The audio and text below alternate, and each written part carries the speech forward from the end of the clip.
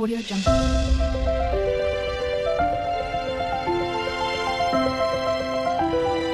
Audio Jungle.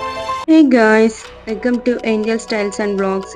ఈరోజు ఒక మంచి టిక్కా రెసిపీతో మీ ముందుకైతే వచ్చేసాను. ఇంకా లేట్ చేయకుండా దానికి కావాల్సిన పదార్థాలు, తయారీ విధానం అయితే చూసేద్దాం. ముందుగా దానికి కావాల్సిన పదార్థాలు: onions, red capsicum, paneer, green capsicum, yellow capsicum. తర్వాత ఒక బౌల్ తీసుకొని onions, yellow capsicum, red capsicum, green capsicum, paneer ఇవన్నీ వేసుకొని వీటిలో మీ రుచికి తగినట్లుగా oil, salt, chilli powder, garam masala, mixed herbs, pepper powder ఇవన్నీ వేసుకొని బాగా మిక్స్ చేసుకోవాలి.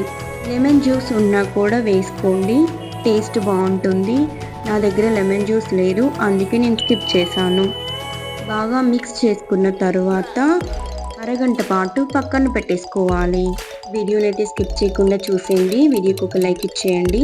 తర్వాత చికెన్ టిక్కా రెసిపీ కోసం బోన్లెస్ చికెన్ తీసుకోవాలి. నేను ఆల్రెడీ చికెన్ కడిగి పెట్టుకున్నాను.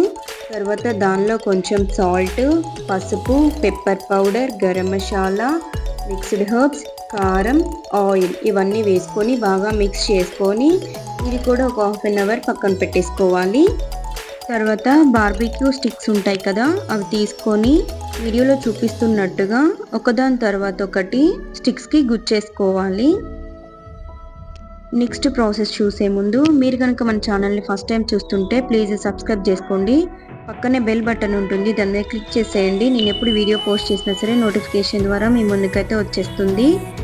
సేమ్ అలానే చికెన్ని కూడా బార్బెక్యూ స్టిక్ తీసుకొని ఒకదాని తర్వాత ఒకటి వీడియోలో చూపిస్తున్నట్టుగా గుచ్చేసుకొని పక్కన పెట్టుకోండి.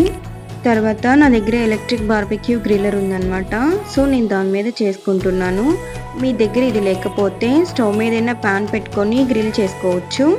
వీటిని మధ్య మధ్యలో నెయ్యితో కానీ ఆయిల్తో కానీ గ్రిల్ చేసుకుంటూ మంచిగా గ్రిల్ చేసుకుంటూ కాల్చుకోవాలి. 15 to 20 మినిట్స్ అయితే వీటిని కాల్చుకోవాలి. తర్వాత మన టిక్కాస్ అయితే రెడీ అయిపోతాయి అనమాట. అంతే, ఎంతో టేస్టీ అయిన చికెన్ టిక్కా, పన్నీర్ టిక్కాస్ అయితే రెడీ అయిపోయాయి. వీటిని గ్రీన్ చట్నీతో కానీ టొమాటో కచప్తో కానీ తింటే చాలా బాగుంటాయి.